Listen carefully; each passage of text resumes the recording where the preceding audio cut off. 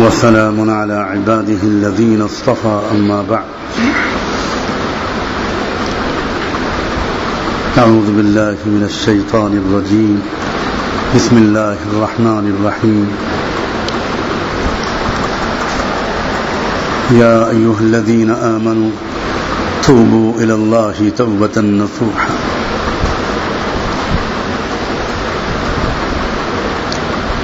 وقال تعالى إن الله يحب التوابين ويحب المتطهرين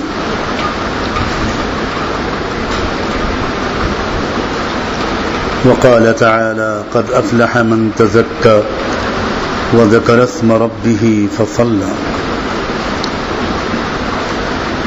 سبحان ربك رب العزة عما يصفون وسلام على المرسلين والحمد لله رب العالمين اللهم صل على سيدنا محمد وعلى آل سيدنا محمد وبارك وسلم اللهم صل على سيدنا محمد وعلى آل سيدنا محمد وبارك وسلم اللهم صل على سيدنا محمد وعلى آل سيدنا محمد وبارك وسلم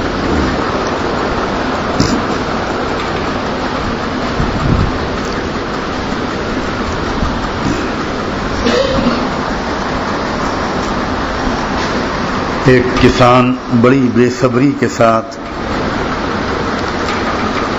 بڑے شوق کے ساتھ کھیتی کے موسم کا انتظار کرتا ہے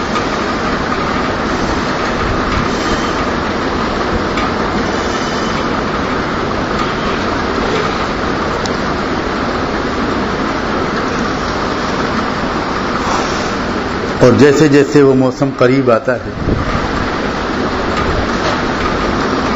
وہ کھیتی کے تمام کاموں کی تیاری کرتا ہے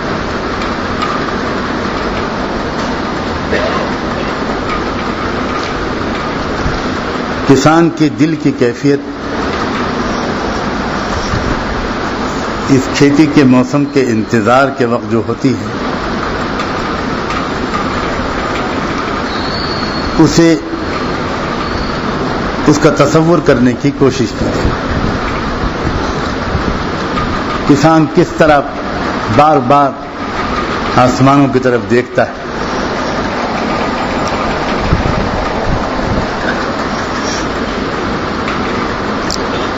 وہ جانتا ہے اچھی طرح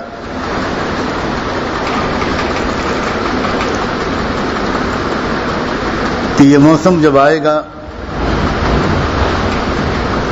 تو ذرا سی بھی سستی میری محرومی کا سبب بن سکتی ہے اس لیے وہ بڑی خوشی کے ساتھ اندر کی ایک بہت ہی حشاش بشاش قلبی کیفیت کے ساتھ اس موسم کا انتظار کرتا ہے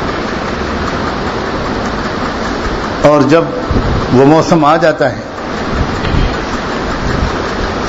تو اس کی کیفیت دیکھنے کے لائق ہوتی ہے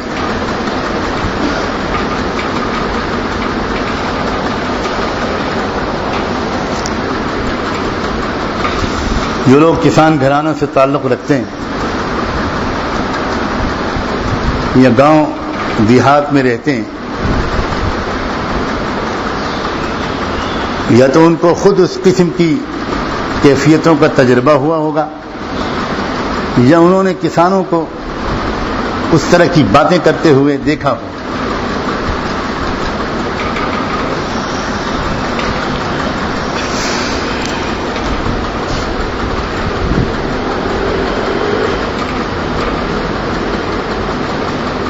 ہمارا جو آبائی وطن ہے تو وہ بھی خاصا بڑا شہر بن گیا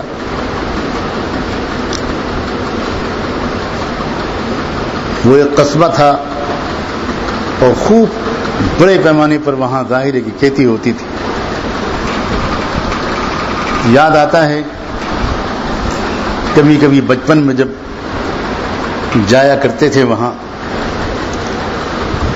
گرمی کا موسم برسات کی آمد باہر پلنگ بچھے ہوتے تھے، اسی پر ہم لوگ رات گزارتے تھے، سوتے تھے. اور جو جگہ اس حویلی کا جو گویا صدر گیٹ تھا، صدر دروازہ تھا، اس کے باہر ایک چبوترا تھا، ابھی بھی ہے وہ، وہیں پر پلنگ ڈال دیا کرتے تھے. چند ہم عمر 8-10 لوگ دیکھا کرتے تھے کہ رات میں بیل گاڑیاں گزر رہی ہیں،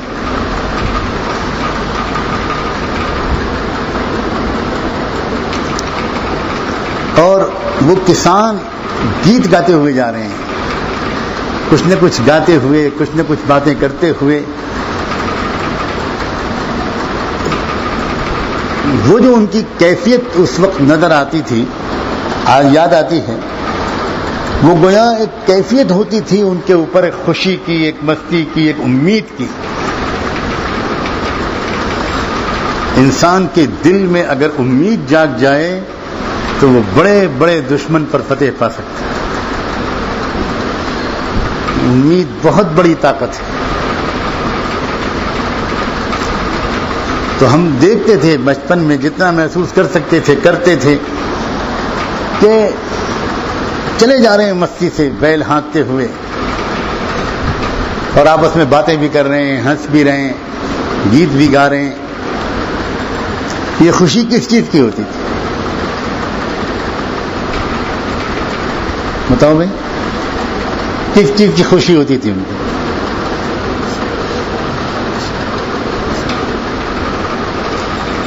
ان کو لگتا تھا کہ پھر ایک موسم آیا ہے، اب پھر ہم کھیت جوتیں گے، پانی برسے گا، اور پھر یہ ہوگا، اور پھر یہ ہوگا، اور پھر خوب بڑھیا فصل آئے گی، اور بہت کمائی ہوگی، چین سکون سے کھائیں گے.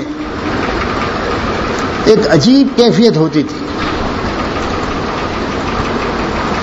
اللہ تبارک و تعالی ہمارے دلوں کو اس وقت وہ کیفیت عطا کر دے کہ بالکل ایسا لگے، ہم کو محسوس ہو کہ دلوں کی کھیتی کا وقت آ رہا ہے. یہ دلوں کی کھیتی کا موسم آ رہا ہے. رمضان مبارک کیا ہے؟ یہ دلوں کی کھیتی کا موسم ہے.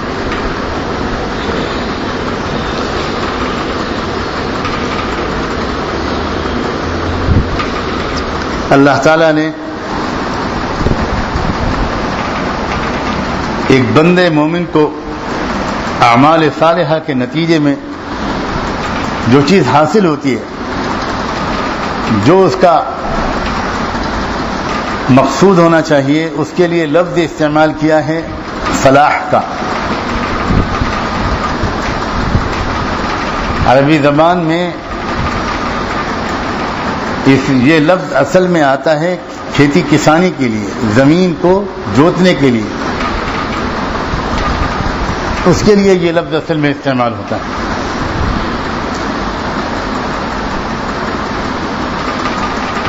تو گویا یوں سمجھیں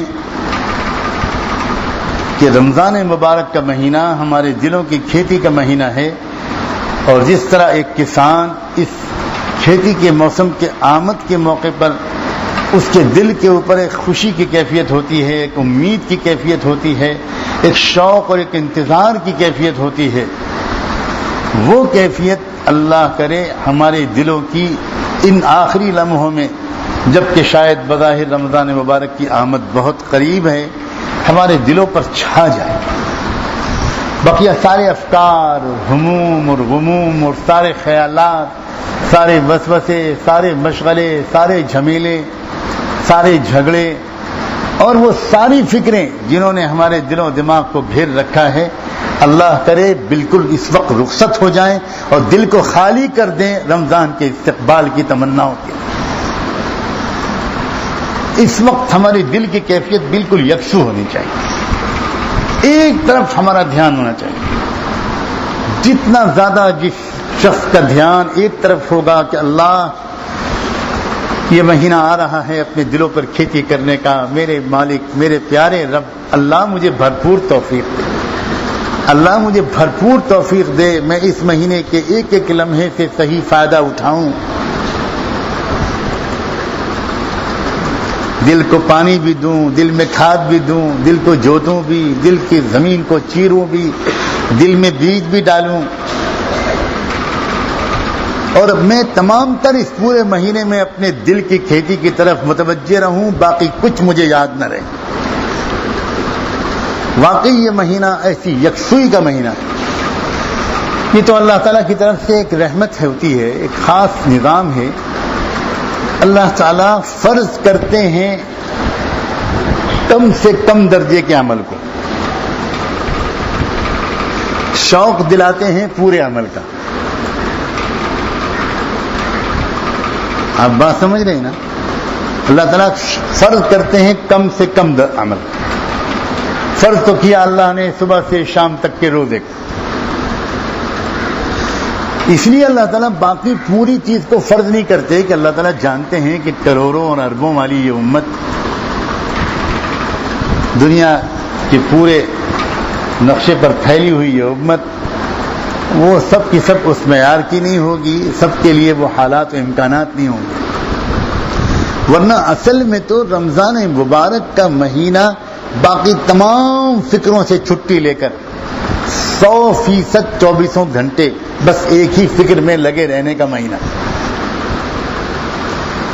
جو حضرات اس مہینے کی بات کو پہچانتے ہیں، جو اس مہینے کی روحانی طاقت کو، اس کے اثرات کو، اس کی اصل حقیقت کو کچھ سمجھتے ہیں، ان کا معمول یہ رہا کہ اس مہینے میں ملاقاتیں بھی کم، گفتگو بھی کم، خط و کتابت بھی بند، دنیا جہان سے رابطہ بالکل بند۔ یہ واقعی معمول رہا ان لوگوں کا جو اس مہینے کو جانتے تھے۔ بے شک یہ قانونی اور فقہی اعتبار سے فرض نہیں ہے، کیسے فرض ہو سکتا ہے؟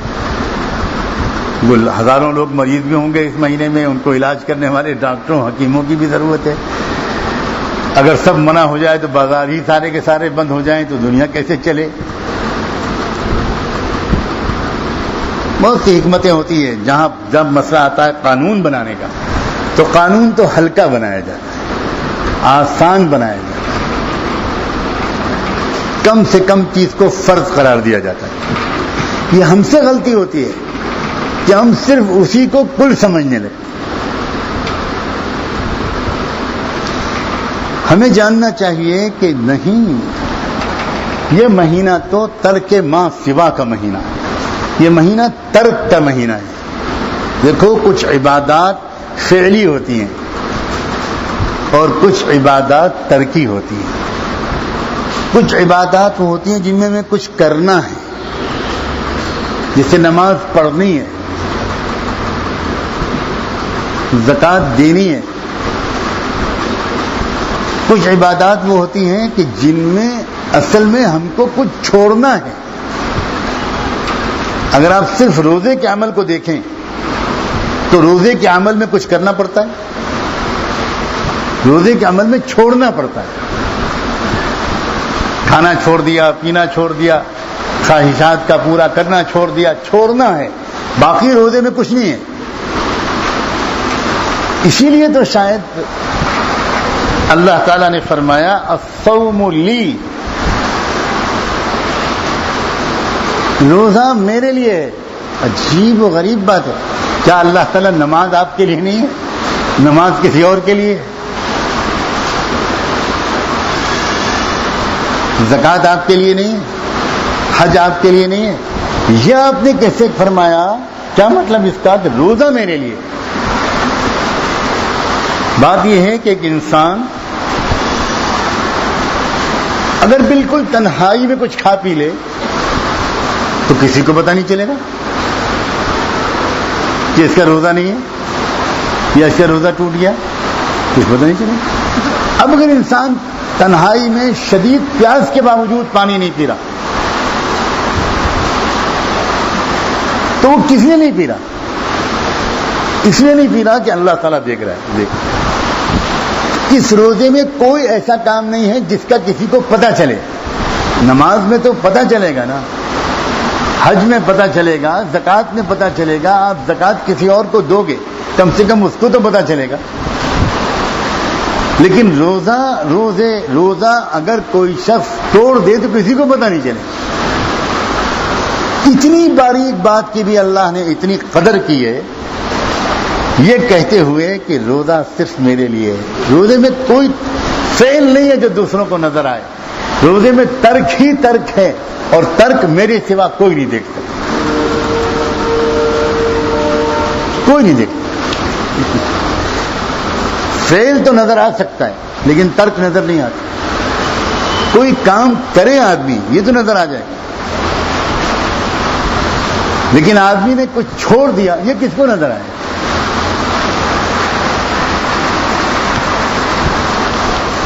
تو اصل میں روزہ ترک کا نام ہے، چھوڑنے کا نام ہے. اب کچھ لوگ وہ ہیں جو صرف کھانا پینا اس جیسی چیزیں صبح سے افطار تک چھوڑ دیتے ہیں، باقی کچھ نہیں چھوڑتے. ایک ان کا روزہ ہے. وہ لایانی باتیں نہیں چھوڑتے، وقت کا ضائع کرنا نہیں چھوڑتے، جھوٹ بولنا نہیں چھوڑتے، لہو و لعب نہیں چھوڑتے، بیکار کی باتیں کرنا، غیبت کرنا یہ نہیں چھوڑتے، بد نظری نہیں چھوڑتے، یہ نہیں چھوڑتے، وہ نہیں چھوڑتے، وہ نہیں چھوڑتے. تو جب یہ سب نہیں چھوڑتے تو خالی کھانا پینا چھوڑنے سے اللہ کے دربار میں اس کا روزہ نہیں ہوگا. قانونی اعتبار سے اس کا روزہ ہو جائے گا، لیکن حضور پاک صلی اللہ علیہ وآلہ وسلم نے خود فرمایا کہ من لم يدع قول الزور والعمل به فليس لله حاجة ان يدع طعامه وشرابه. کہ جو انسان جھوٹ اور لغو اور لایانی اور غیر سنجیدہ کام اور باتیں نہ چھوڑے، اللہ کو کوئی ضرورت نہیں ہے کہ وہ بندہ اپنا کھانا پینا چھوڑ دے. کیا پتہ چلا؟ صرف کھانا پینا چھوڑنے کا نام روزہ نہیں ہے، بہت کچھ اور چھوڑنے کا نام ہے. اب اس میں بھی درجے ہیں. ایک بندہ وہ ہے جو کھانا پینا بھی چھوڑتا ہے، نفسانی خواہشات کا جائز طریقے پر پورا کرنا بھی چھوڑتا ہے، اب اس کے علاوہ گناہ بھی چھوڑتا ہے. جتنے حرام کام ہیں سب چھوڑتا ہے، جتنے ناجائز اور ناپسندیدہ کام ہیں وہ سب چھوڑتا ہے. یہ اور اس کے آگے کے درجے کا روزہ ہے. غیبت نہیں کرتا، باتیں نہیں کرتا، وقت نہیں ضائع کرتا، جھوٹ نہیں بولتا، بدنظری نہیں کرتا، خیانت نہیں کرتا. جو غلطیاں اس سے اور دنوں میں ہوتی تھیں اس نے ٹھان لیا کہ میں اب اس مہینے میں کوئی گناہ نہیں کروں. یہ پہلے والوں کی بنسبت بہت بہتر روزہ ہے. لیکن کیا یہی آخری منزل ہے؟ سوچو ذرا. اس کے آگے کا روزہ ہے. روزے کا ایک اور درجہ اس کے آگے کا ہے، وہ ہے ترک مباحات کا روزہ. وہ چیزیں جو جائز ہیں وہ بھی چھوڑ دو.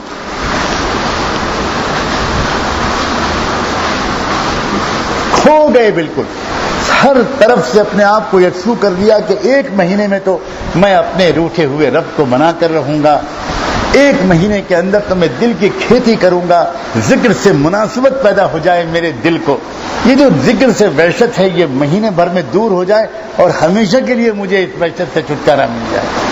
اتنی محنت کروں گا، اتنی زیادہ میں اپنے دل پر محنت کروں گا. اب یہ اور اونچے درجے کا روزہ. کتنے بڑے بڑے امت کے امام اور عارفین جو واقعی ان حقیقتوں کو سچ مچ سمجھتے ہیں، ان کا معمول کتابوں میں لکھا ہوا. رمضان مبارک کے مہینے میں وہ بالکل یکسو ہو جایا کرتے تھے. نہ ملاقاتیں، نہ مجلسیں، نہ خط و کتابت. بعض بزرگوں کے بارے میں تو اسی دور کے بعد بزرگوں کے بارے میں چشمدید گواہوں نے بتایا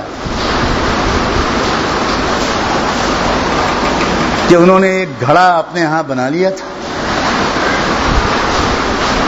اور رمضان میں ان کے پاس جو خط آتے تھے، پہلے موبائل کی وبا تو تھی نہیں، کتنا پیارا زمانہ تھا وہ،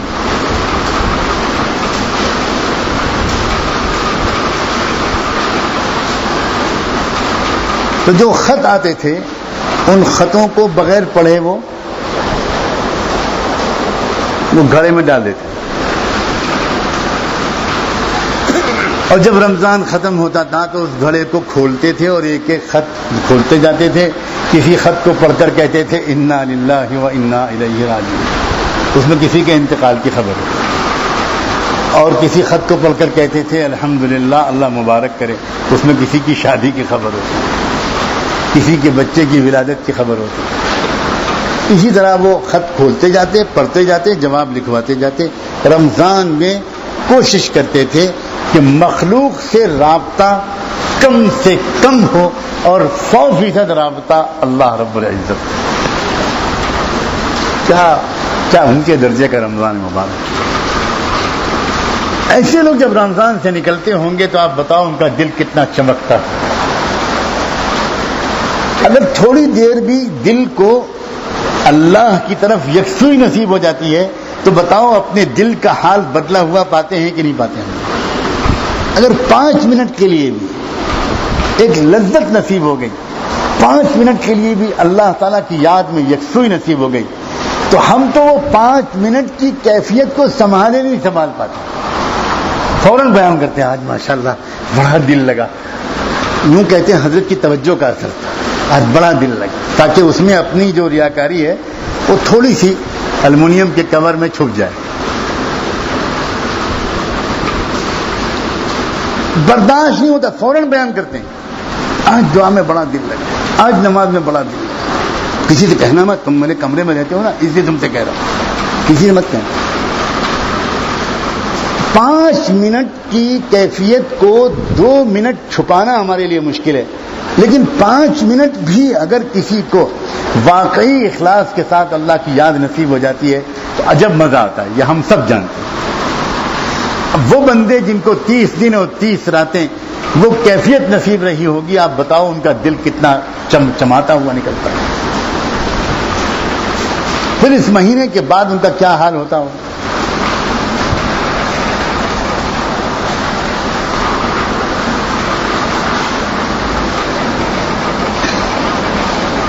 ہمارے ساتھی مفتی بلال صاحب جن پر خانقاہ کی خدمت کی ذمہ داری ہے، ہیں یہاں موجود یا غائب ہو گئے؟ لو وہی غیر حاضر۔ انہوں نے مجھ سے کہا کہ حضرت اس مرتبہ ایک اجازت دیجیے کہ سارے رمضان میں ٹھہرنے والوں کے موبائل ضبط کر لیے جائیں۔ اب آپ لوگ سوچ رہے ہو کہ کہاں چھپائیں موبائل، سب سے موبائل ضبط کر لیے جائیں اور اعلان کر دیا جائے کہ 10 منٹ کے لیے موبائل ملے گا، تاکہ وہ جو تمہاری بیوی وہاں پر ہے بہت یاد آ رہی ہے، بہت بے چین ہو رہے ہو، اس سے 10 منٹ بات کر لیں، اور 11ویں منٹ میں موبائل پھر ضبط۔ میں سوچتا رہا، مسکراتا رہا کہ بھئی صحیح آدمی ہم نے ناظم بنایا۔ میں نے کہا اور کوئی نرم شکل بتاؤ، میں مزاج کا گرم نہیں ہوں بھائی، اس سے سخت قسم کے احکام ہو ہی نہیں پاتے، خوب لوگ اس کا فائدہ اٹھا رہے ہیں، اٹھاؤ نصیب ہے اپنا، لیکن میں کیا کروں۔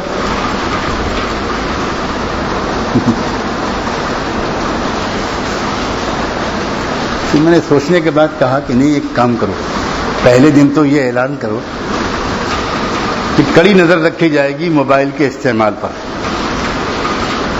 انہوں نے مجھ سے کہا کہ کچھ لوگ صرف موبائل سے باتیں نہیں کرتے، گیم بھی کھیلتے ہیں، رمضان میں آئے ہیں اور گیم کھیلتے ہیں، لہو و لعب۔ تو ایسے لوگ جو اس طرح کا استعمال کر رہے ہوں گے ان سے تو موبائل لے لینا اور جب وہ واپس جائیں تب دینا۔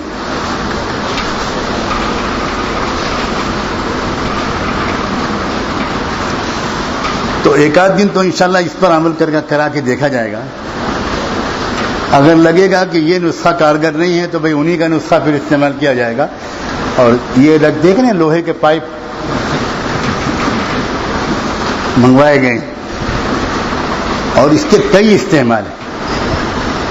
اس سے پانی بھی ادھر سے ادھر جاتا ہے اور اس سے آدمی کی شیطنت بھی ادھر سے ادھر جاتی ہے. مار مار کے دماغ درست کر دیا جائے. استغفر اللہ. کس سطح پر ہیں ہم؟ کیا ہو گیا ہے میری تو سمجھ ہی میں نہیں آتا. سمجھ ہی میں نہیں آتا. لوگ ہنس کے ٹال دیتے ہیں ان باتوں کو. کلیجہ پھٹ جانا چاہیے اپنی نامرادی اور اپنی بے توفیقی. پھٹ جانا چاہیے. رمضان کا یہ مہینہ واقعی بالکل وہ شخص کامیاب ہے جو رمضان کے اس مہینے میں ساری چیزوں سے اپنے کو یکسو کرے. بالکل اپنے آپ کو کاٹ لے. وہ شخص کامیاب ہے. جتنا ہو سکے. دیکھو کیا پیاری بات اللہ کے رسول نے کہی ہے. 1 رکعت نفل پڑھو گے 70 رکعت نفلوں کا ثواب ملے گا. کیا عجیب و غریب بات آپ نے کہی. اس سے بڑھ کر کوئی ترغیب دی جا سکتی ہے؟ یہ خالی سننے کی چیز نہیں ہے. اس کا مطلب ہر شخص طے کرے کہ اگر میں رمضان میں دن میں بار بار نفلیں پڑھ لوں گا، مجموعی طور پر دن بھر میں نے اگر میں نے دن بھر میں 40 رکعت نفل پڑھ لی، 60 رکعت نفل پڑھ لی، تو آپ سوچو ذرا ہزاروں لاکھوں نفلوں کا ثواب ملے گا. خوب قرآن کی تلاوت کی جائے، لمبی لمبی دعائیں مانگی جائیں، اللہ کا ذکر کیا جائے، اور آپس میں باتیں کرنا، موبائل سے باتیں کرنا، یعنی مخلوق سے رابطہ کم سے کم جو آدمی کر دے وہ دراصل رمضان سے فائدہ اٹھائے. یہ مہینہ آسمان کے زمین سے رابطے کا مہینہ ہے. یہ مہینہ رمضان کے اترنے کا مہینہ ہے. یہ مہینہ فرشتوں کی آمد کا مہینہ ہے. یہ مہینہ شیطان کی قید و گرفتاری کا مہینہ ہے.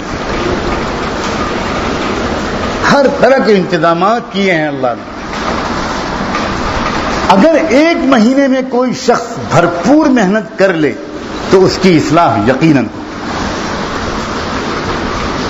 اور اس ایک مہینے کو جو ضائع کر دے وہ سال بھر کچھ بھی کرتا رہے وہ بات اس کو نصیب نہیں ہو پائے گی جو رمضان میں مل سکتی تھی. کیونکہ وہی مسئلہ کھیتی کا مہینہ ہے. ایک کسان اگر اس موسم کو ضائع کر دے تو بعد میں وہ اس کی تلافی نہیں کر سکتا. ایک موسم ہے یہ. شہر رمضان الذی انزل فیہ القرآن. یہ ایک موسم اور یہ اتفاقی واقعہ نہیں ہے. اور اللہ کی کتاب تقدیر میں کوئی کام اتفاقی نہیں ہوتا. جتنی کتابیں اور صحیفے اللہ تعالیٰ کی طرف سے اترے ہیں وہ سب رمضان میں ہی اترے. اس کا کیا مطلب ہے؟ ایک روحانیت کے متوجہ ہونے کا مہینہ ہے. ہم اپنی آنکھوں سے ان چیزوں کو نہیں دیکھ سکتے تو کیا ہمارے دل میں قرآن اور اللہ کے رسول کی زبان پر یقین نہیں؟ کچھ اللہ کے بندے تو آنکھوں سے بھی مشاہدہ کرتے ہوں گے، احساس کرتے ہوں گے. ان کی طبیعتوں کی بشاشت، ان کے چہروں کا کھل جانا یہ بتایا کرتا تھا کہ واقعی ان کو تو کچھ محسوس ہو رہا ہے. ہمیں محسوس نہیں ہو رہا، ہم سراپا گناہ ہیں، لیکن ان کو محسوس ہو رہا ہے. رمضان مبارک کا چاند نکلتے ہی بعض اہل اللہ کا چہرہ گلاب کی طرح تر و تازہ ہو جاتا ہے. ایک دم فرق محسوس ہوتا تھا. لوگ قریبی لوگ کہتے تھے آؤ دیکھو ذرا. اور تو مجھے کوئی بہت زیادہ اللہ والوں کے پاس رمضان گزارنے کا موقع نہیں ملا، لیکن شیخ العزیز حضرت مولانا زکریا صاحب رحمۃ اللہ علیہ کے قدموں میں کئی رمضان گزارنے کا. اور چونکہ میں اللہ تعالیٰ کا کرم ہے کہ پیار کرتے تھے سب لوگ مجھ سے. چھوٹا سا نوجوان تھا بالکل، اور اس سے بھی زیادہ کم سن تھا یا نوجوان طالب علم تھا. تو اللہ بھلا کرے صوفی اقبال صاحب کا، مولانا منور صاحب کا، جو حضرت کے خلفاء تھے، خدام تھے، پورے خانقاہ کے منتظم تھے، تو کبھی کبھی تو وہ باقاعدہ دکھایا کرتے تھے. عصر کی نماز کے بعد حضرت کے پاس لے جاتے تھے اور کہتے تھے ابھی عصر کی نماز اس وقت چہرہ دیکھ لو، اور مغرب کے بعد جب چاند ہو جائے گا تب چہرہ دیکھ لو، خود دیکھ لینا کہ کیا کیفیت ہے. واقعی میں اللہ کو گواہ بنا کر کہتا ہوں، کھلا ہوا فرق. ابھی دیکھ رہے ہیں تو اضمحلال بھی ہے، طبیعت میں ذوف بھی ہے اور خاموشی ہے، اور رمضان کے بعد تو چہرہ کیا ہو جاتا تھا اللہ بہتر جانتا. یعنی قلب پر وہ انوار و برکات کا نزول ہوتا تھا، اس سے ایک بشاشت ہوتی تھی، ایک فرحت اور انبساط کی کیفیت ہوتی تھی، اور بس پھر اس کے بعد بات چیت بند، بالکل بند. کھانا پینا بھی اتنا کم کہ آپ یقین نہیں کریں گے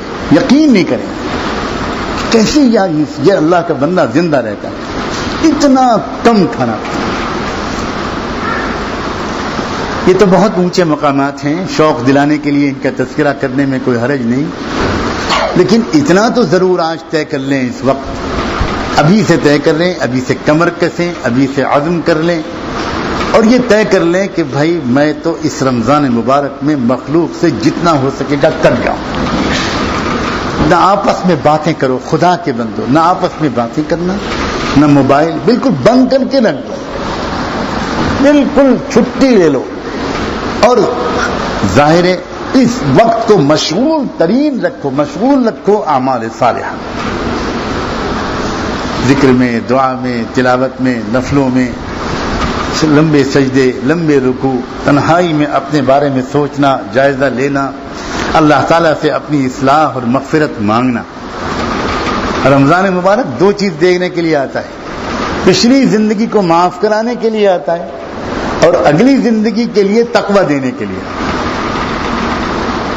اور یہی دو چیزیں ہمارے پاس، ہم کو اگر مل گئی تو ہم کامیاب. یہی ہمارا مطلوب ہے، یہی ہمارا مقصود ہے، اور اسی کی تلاش میں آنے والے جانے والے کہیں جاتے ہیں، آنے والے آتے ہیں، اسی کی تلاش. لیکن یہ یاد رکھیں کہ اس کا پانا آپ کے اپنے ہاتھ میں ہے. آپ اگر اپنے وقت کو صحیح استعمال کریں گے، آپ اگر آپس میں باتیں بالکل نہیں کریں گے، آپ کٹ جائیں گے ذہنی طور پر، قلبی طور پر، تمام جھمیلوں سے، فکروں سے، یادوں سے، محبتوں سے، غموں سے، تمام الجھنوں سے یکسو ہو کر بس ایک ہی طرف جہاں تک ہو سکے اپنے آپ کو متوجہ کر لیں گے تو انشاءاللہ آپ کامیاب ہوں. اور اگر وہی عادتیں ہماری رہیں، وہی لایانی باتیں کرنا، ہنسنا، گپ کرنا، کہے لگانا، غیر سنجیدہ باتیں کرنا، غیر ضروری باتیں کرنا، موبائل سے باتیں کرنا، ادھر متوجہ رہنا، قلب مشغول رہے گا غیر اللہ میں، تو ترک ما سوا کہاں ہوا؟ روزہ ترک ما سوا کا نام ہے. اور اسی لیے آپ دیکھو یہ ترک جو ہے کس طرح آہستہ آہستہ آگے بڑھتا ہے. پہلے رمضان مبارک میں 2 عشروں میں جو کچھ چھڑوایا جاتا ہے، آخری عشرے میں اس سے اور بہت کچھ زیادہ چھڑوا دیا جاتا ہے. پھر ترغیب دی جاتی ہے کہ بھئی ابھی تک تو تم اپنے گھر پر رہ کر کرتے تھے، اب تو آخری عشرہ اللہ کے در پر گزارو. چنانچہ وہ اور چھڑوا دیا گیا. جو تھوڑا وقت گھر میں گزرتا تھا وہ بھی اب نہ گزرے گھر میں، وہ بھی مسجد ہی میں گزرے. نکل نہیں سکتے مسجد سے باہر، شدید شرعی ضرورت کے بغیر نکل ہی نہیں سکتے مسجد کے باہر. چھڑوا دیا گیا سب.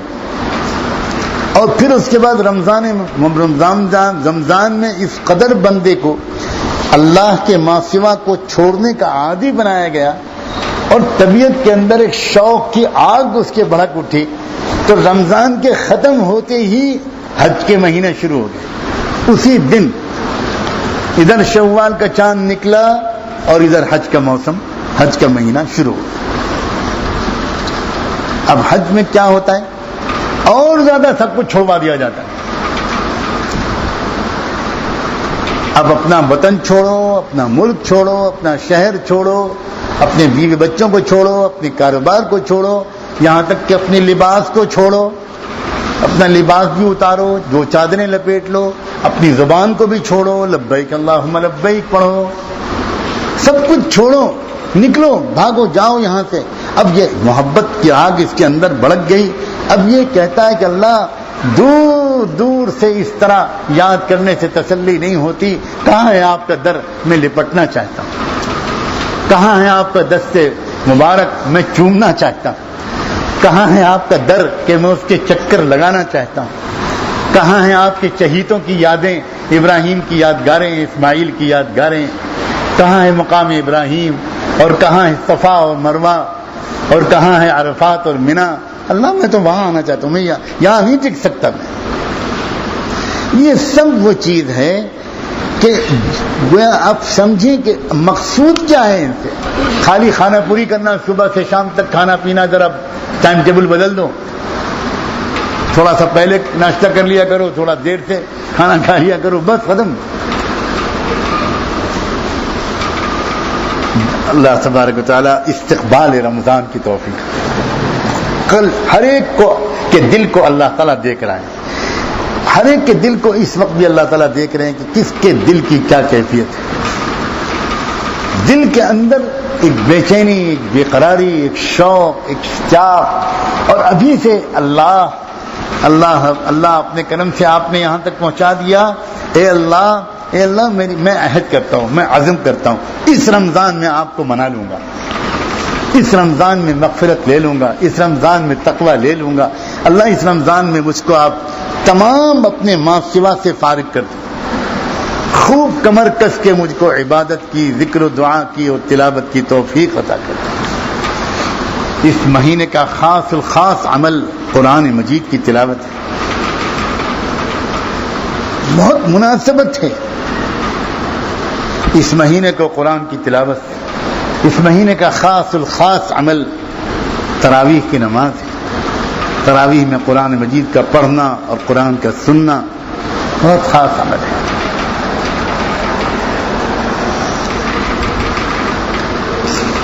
جو حضرات بھی آنے والوں میں یا طلبہ میں حافظ قرآن ہیں، وہ اللہ تعالیٰ سے مدد مانگیں، پختہ ارادہ کریں، کمر کسیں کہ ان کو اپنا قرآن سنانا ہے. قرآن مجید کا ناغہ نہیں ہونا چاہیے کسی بھی عنوان پر. ان کو یہ عہد کرنا چاہیے، اور اس بات کا نظم بنایا جائے گا انشاءاللہ. ممکن ہے بنایا جا چکا ہو کہ تمام حفاظ قرآن، اور اس بات کی کڑی نگرانی کی جائے گی کہ جو صاحب یہ بتائیں گے کہ وہ حافظ ہیں، ان سے ضرور اصرار کیا جائے گا کہ آپ کو اپنا قرآن پورا کرنا ہے.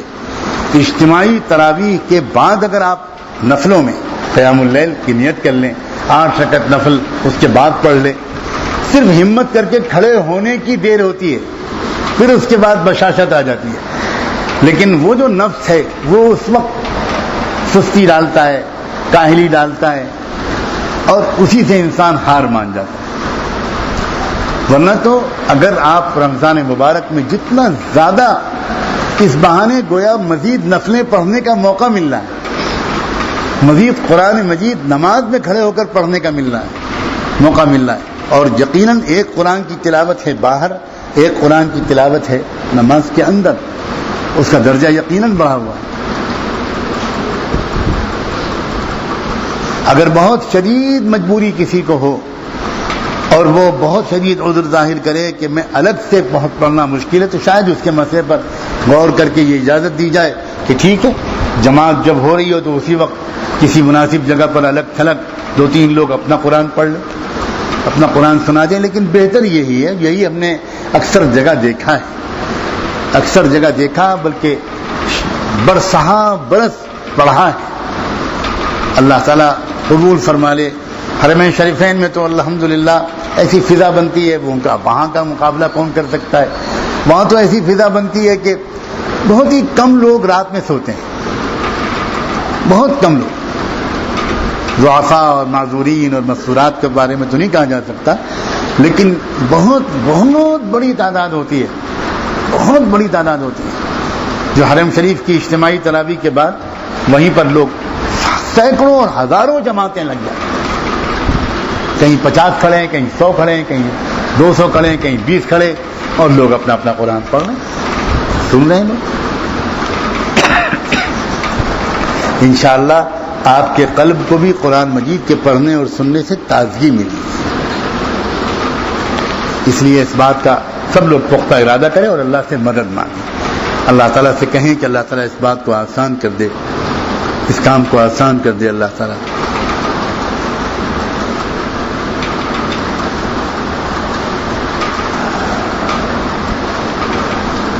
آپس کی بات چیت دروازے کھولتی ہے بہت سے گناہوں کے، اس لیے رمضان مبارک میں ہم نے بزرگوں کے ہاں دیکھا جو اصلاح کے ماہرین تھے کہ سب سے زیادہ سخت ہدایت ہوتی تھی کہ آپس میں کوئی شخص ایک دوسرے سے بات چیت نہ کرے۔ بعض لوگوں کے لیے بہت بڑا مجاہدہ یہی ہوتا ہے کہ وہ بات نہ کریں۔ پہلے تو یہ صرف عورتوں کی بیماری تھی، لیکن اس زمانے میں زیادہ تر نسوانی بیماریاں مردوں میں بھی منتقل ہو گئیں۔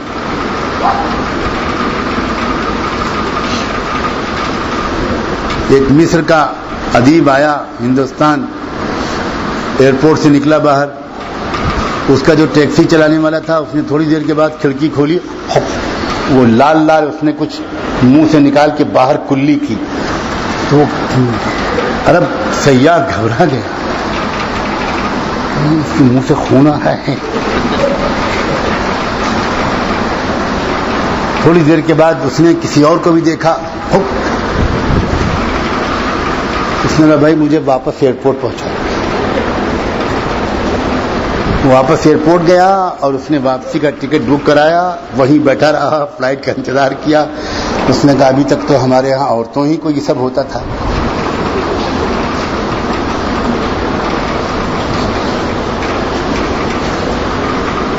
مطلب یہاں تو عجب منظر ہے۔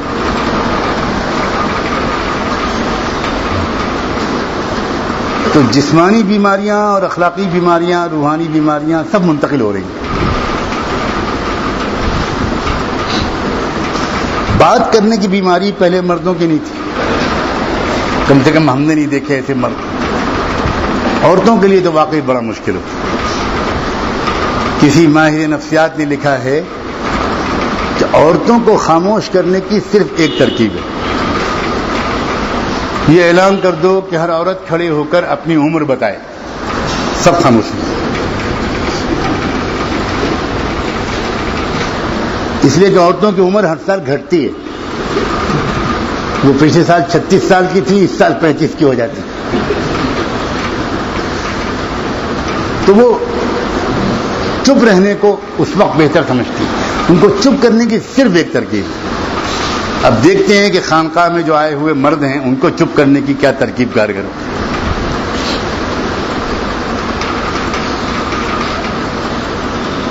جس انسان کو دوسروں سے بات چیت کرنے کی بیماری ہے وہ کبھی ترقی نہیں کر سکتا، نہ علم میں نہ عبادت، کبھی ترقی کر ہی نہیں سکتا۔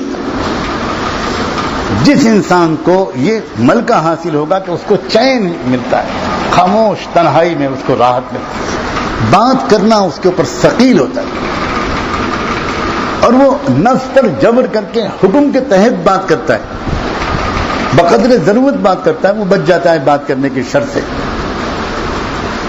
لیکن جو اپنے نفس کے چسکے کی وجہ سے باتیں کرتا ہے اس کو بہت نقصان ہوتا ہے۔ لوگ نہیں سمجھتے کہ آپس کی غیر ضروری بات چیت سے جو بظاہر جائز چیزوں پر ہوتی ہے ان سے بھی قلب کتنا مردہ ہوتا ہے، دل کتنا مرتا ہے۔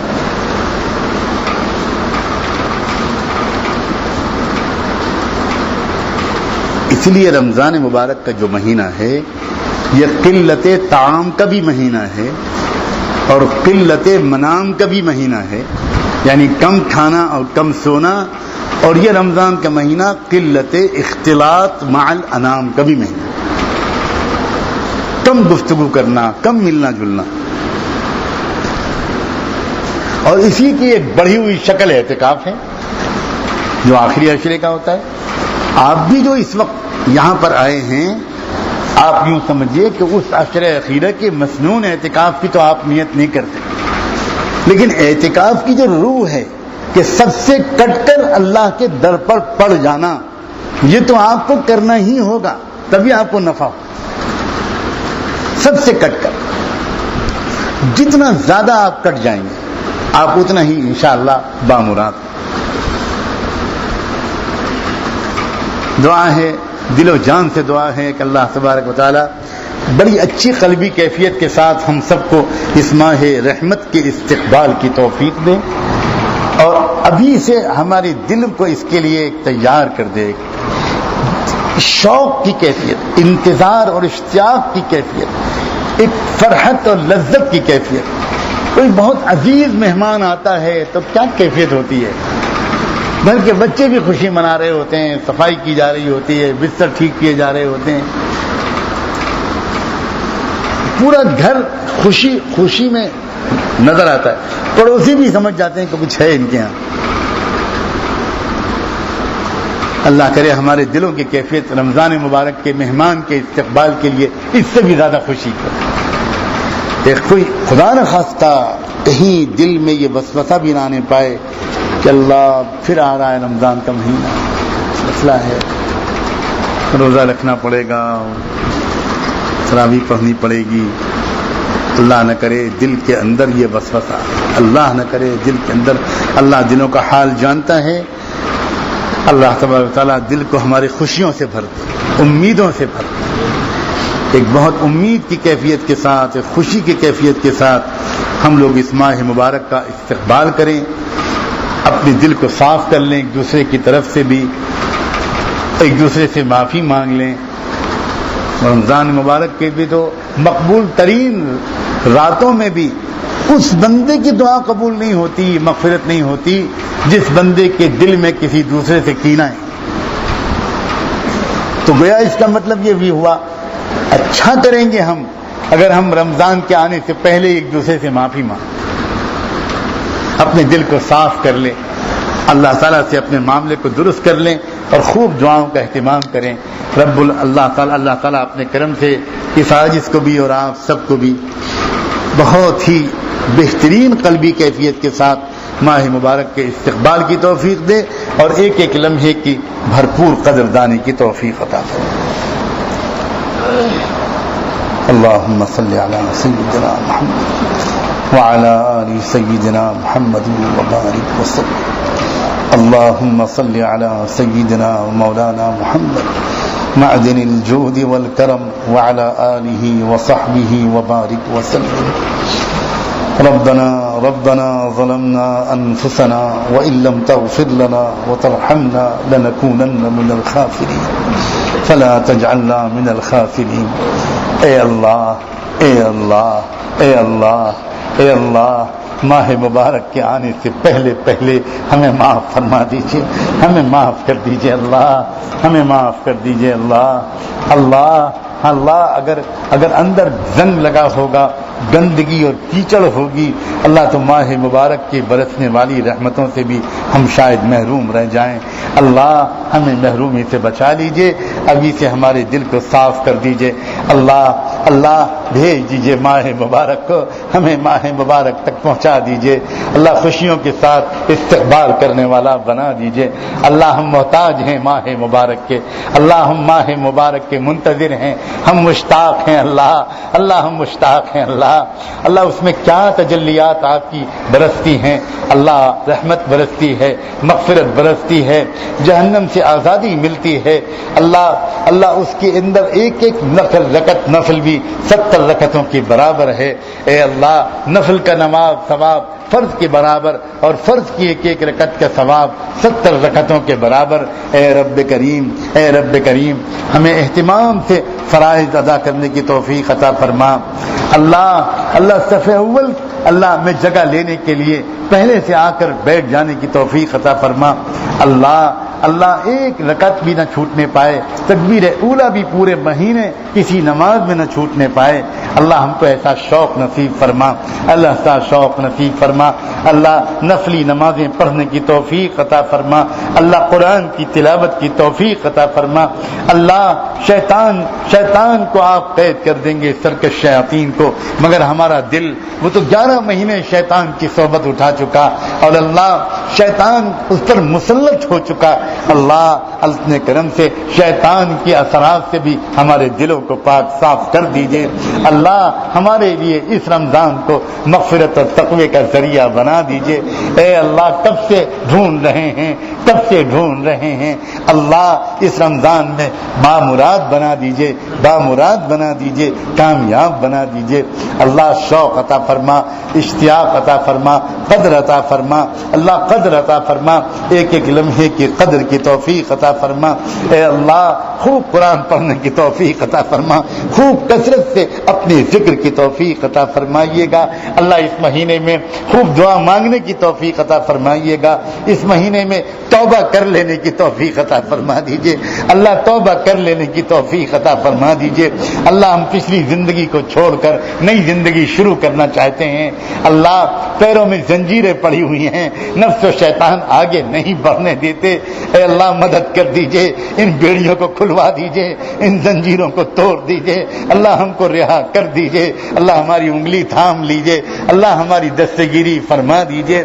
اے اللہ ہمیں اپنا بنا لیجئے گا، اللہ ہمیں اپنا بنا لیجئے اس ماہ مبارک میں۔ اے رب کریم اللہ میرے تمام ساتھیوں کو اپنا بنا لیجئے، اللہ تمام ساتھیوں کو اپنا بنا لیجئے، تمام آنے والے مہمانوں کو اپنا بنا لیجئے، یہاں کے مقیم خدمت گزاروں کو اپنا بنا لیجئے۔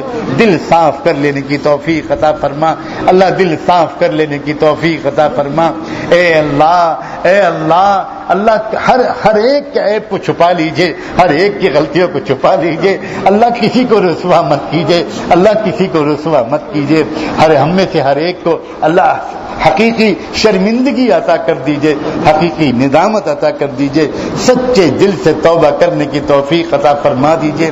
اے اللہ اگر رمضان مبارک کا مہینہ یوں ہی گزر گیا اور ہم کو نہ مغفرت ملی نہ تقویٰ ملا، اللہ پھر کیا ملے گا؟ حضرت جبریل کی لعنت ملے گی اور آپ کے محبوب کی آمین ملے گی۔ اللہ اس محرومی سے بچا لیجیے گا۔ اے رب کریم پوری دنیا میں صالح بندوں اور بندیوں کی دعاؤں میں ہمیں شریک کر لیجیے، خصوصاً اس ماہ مبارک میں آپ کے جو بندے اور بندیاں، خوش نصیب بندے اور بندیاں حرمین شریفین پہنچ گئے اور یا پہنچنے والے ہیں اور وہاں دعائیں مانگ رہے ہیں، اللہ ان کی وہاں کی ایک ایک دعا کو قبول فرما اور ان کی دعاؤں میں ہمیں شامل فرما۔ ربنا آتنا فی الدنیا حسنہ وفی الآخرۃ حسنہ وقنا عذاب النار، وصلی اللہ تعالی علی خیر خلقہ سیدنا محمد وعلی آلہ وصحبہ اجمعین برحمتک یا ارحم الراحمین۔